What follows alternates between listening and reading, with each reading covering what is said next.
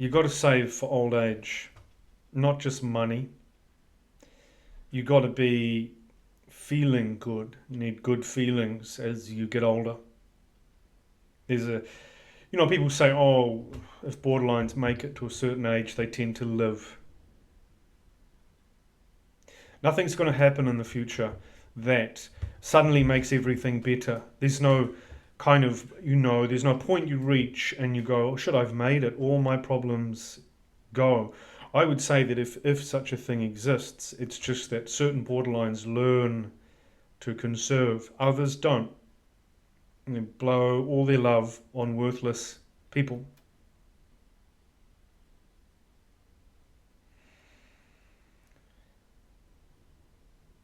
We have to conserve, we have to save. It may not be something that we like, but we have to do it. When you are younger, you're propped up by various people and you don't even realize it. You don't even know that these people are part of your identity. They're with you. And they will go. And you will feel bereft. As you get older, the things that you wanted to do become more difficult often. But they remain. They remain. What if? What if I had? What if I hadn't hung out with those people and instead I had invested my time and energy alone into something worthwhile, for example, and there are various things that you would like to do or you are interested in. But around those things, guarding them, protecting them, warding you off, are negative feelings. There is a lot of sludge around one's heart, around one's most lofty ambitions. Thick, depressing, gloopy, stinky sludge. Just think about something you would like to do and why you are not doing it. It will be because there is an emotion in the way, and it may come up with various reasons and excuses as to why it exists. Well, you can't do that. It's just not possible. Oh, people don't do that. A whole lot of bullshit. But it's all alibi. It's all alibi to hide one's own cowardice.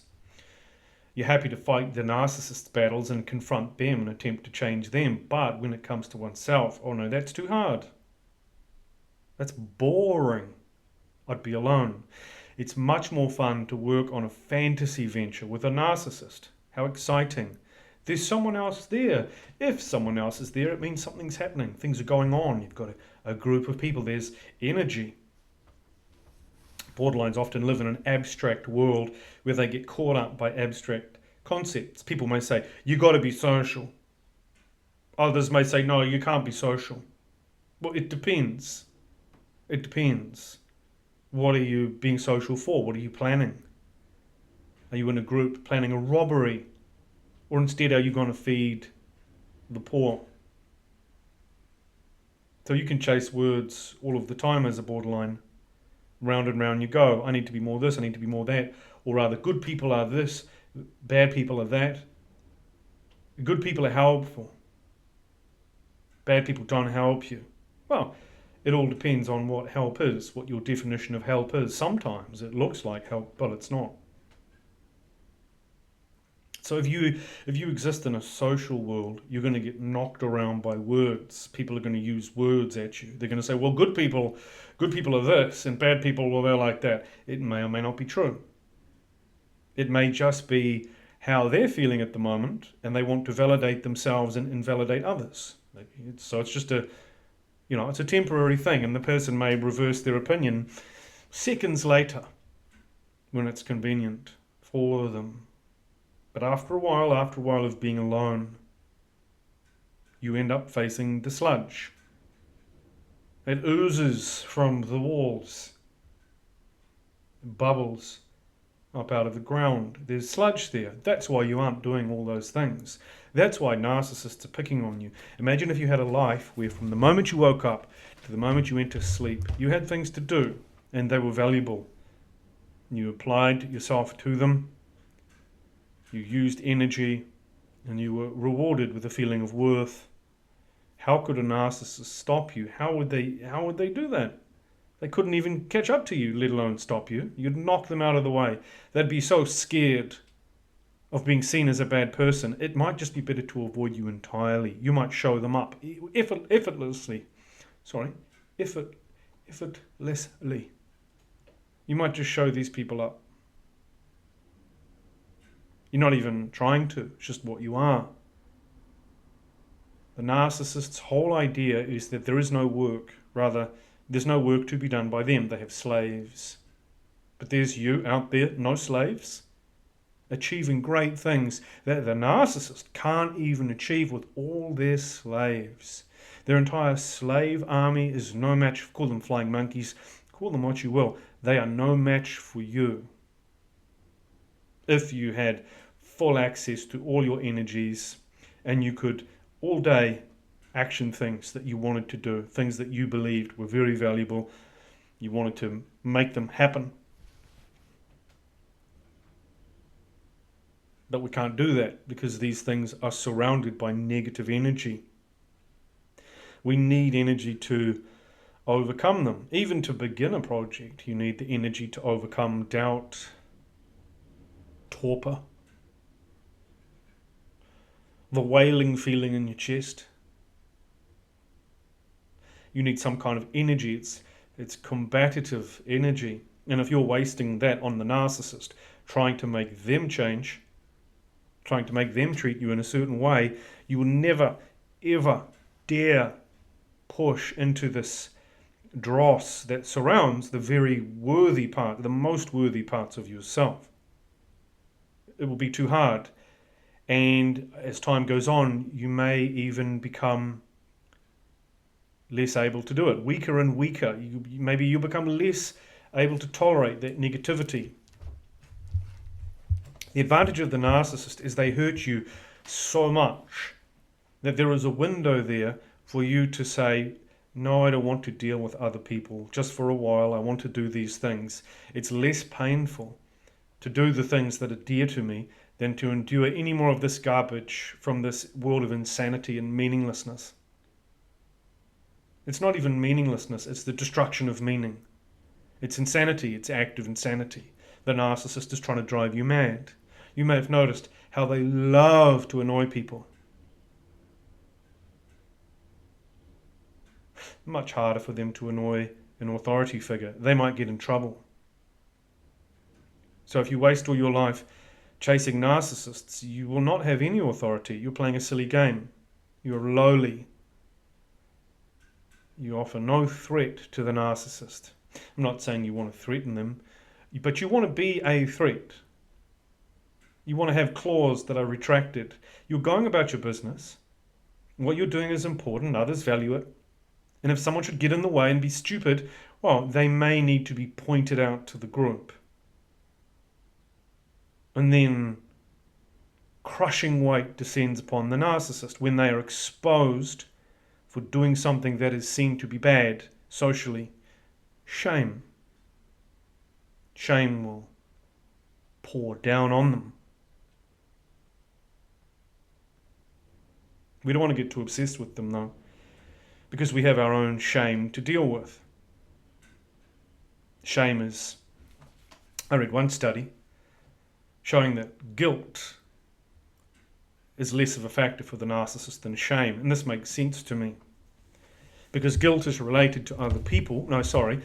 Shame is related to other people and what they think of you. Guilt is what you think of yourself. Others may say you did a good job, but inside you know you didn't do your best. You know you could have done better. That's your guilt. Shame, if everyone says you did a good job, good, you fooled them. Excellent. Let's see how else we can fool them, and we'll just keep riding that wave of adoration. So I would buy what that study is selling, that we more often are worried about shame than guilt. Yet that guilt waits there. It waits there until you don't care about people anymore, until you're old and in pain and you don't give a fuck.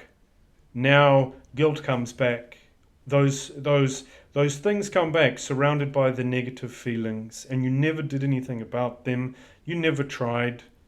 You gave up your entire life. You gave up and went to play with the narcissist. And so you will receive your punishment down the track, just like the narcissist. It may buckle you, it may break you down the track. You may not be as strong as you think. You're feeling okay now. That may just be a function of youth. You have a certain amount of feel-good hormones that are bubbling around. So you're riding that wave, but they're not going to be there forever. The grandiosity of youth will not be there forever. You get to a point where you cannot start over. You cannot become someone new. You cannot flee. But you cannot do what you want to do either. Now you're stuck. You're stuck looking at your failure. But as you know, the whole thing, the whole scene is pointing the finger at the narcissist. It's a witch hunt. It's not doing anything about your life, though. Those things that you are meant to do, that you are genetically designed to do, because we are all different, they're nothing to do with the narcissist. They're to do with your own narcissism, one's own laziness. Maybe someone else will do these things for me. Maybe I can find a special person and they'll help me. I know if I had a special person, I would have the energy to do these beautiful things that are in my heart. Heck, they may even do them for me entirely while I sit there saying sweet, soft words to them.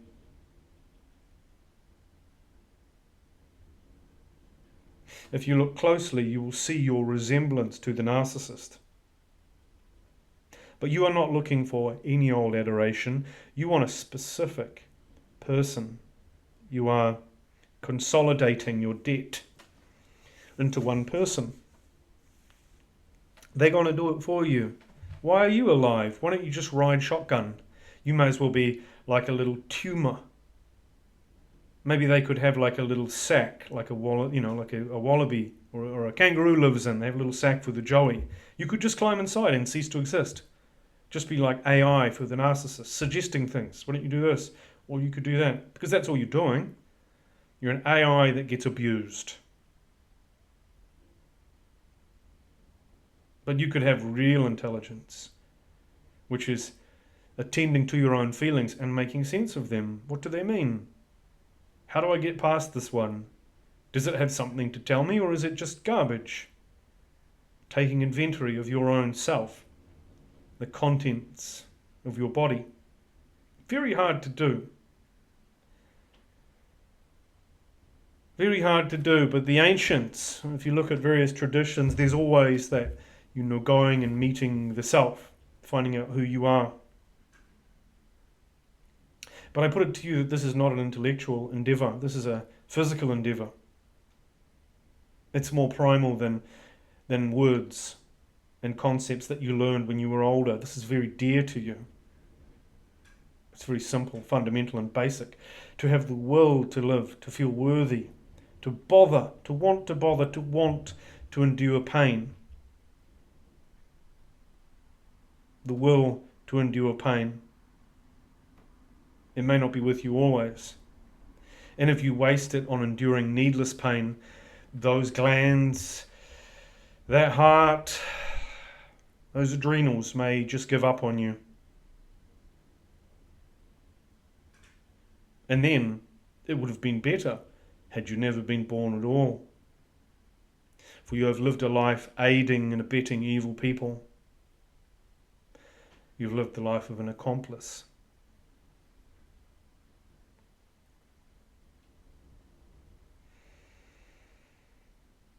Your Torbay challenge of the day is to welcome some pain into your life. At some point where you would have chosen pleasure or to run to the company of another, I just ask you to stop and endure some pain. Just 5 seconds of it. Stop, breathe, feel that pull. If you're able to push into it, maybe you can get something done. Maybe you want to take the pain to your couch. Just lie down and take the pain. Just take it. Breathe. Take the things that you have refused in the past. This has come to you. This feeling is yours and yours alone.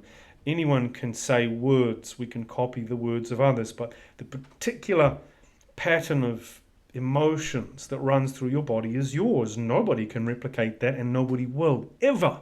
But we can all say a bunch of words. We can all virtue signal. Oh, yeah, I've totally changed now. Oh, I've got no contact. Yeah, just narcissists. You got to watch out for the narcissists. Blah, blah, blah. Let's talk about narcissists all day long. No, no, no, no, no. What about you? You're still going to be there when all the narcs are gone. But you won't be able to run. You won't be able to hide. You'll be forced to look at yourself and say, I took the easy way out. I took the easy way out thousands, millions of times. And so the difficult way became more difficult until it became impossible. It's the challenge we face every day. Will we endure pain for something worthy and meaningful? Or do we see no meaning and we just seek pleasure? And what greater pleasure than the narcissist? What greater pleasure than someone pretending to be divine, just a marvelous person, a wonderful lover, as good as they say they are, and that person accepts you. They accept you. You are accepted. You're part of the group. Oh, just accepted. Maybe you make love to them. Maybe you make love. They really do accept you. It's as close as you can get. And then you may just crave that feeling forever. You think about nothing else but being accepted by the narcissist in all ways possible. To the highest degree, that's what you need. This burning, everything else forgotten, anything beautiful you could have done forgotten, because all beauty exists in the narcissist. Now, it's a fantasy. It's a game. At some point, you'll see through it. You'll say, that's just a crummy, selfish person. I knew it from the start. Why was I such an idiot? Because it was a fun game, and it was better than facing the sludge, or so you thought. A lifetime of diminishing returns. Just never as good after a while. It's just more desperation, harder to believe. The stories must get more outlandish. Your grief is ever closer to the surface.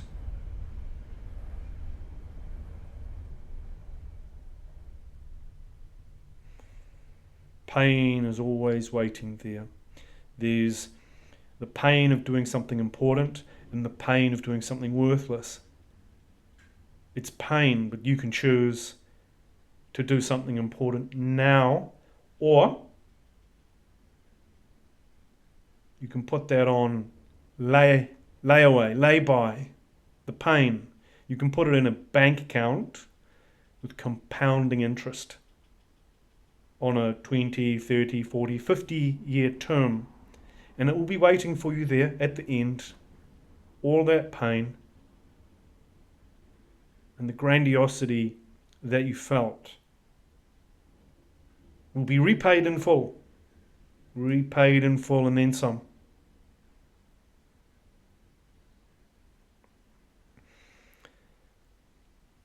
This is it. This is the battle. This is the battle to allow one's guilt to beat one's shame, and then act, suffer, but later on feel some peace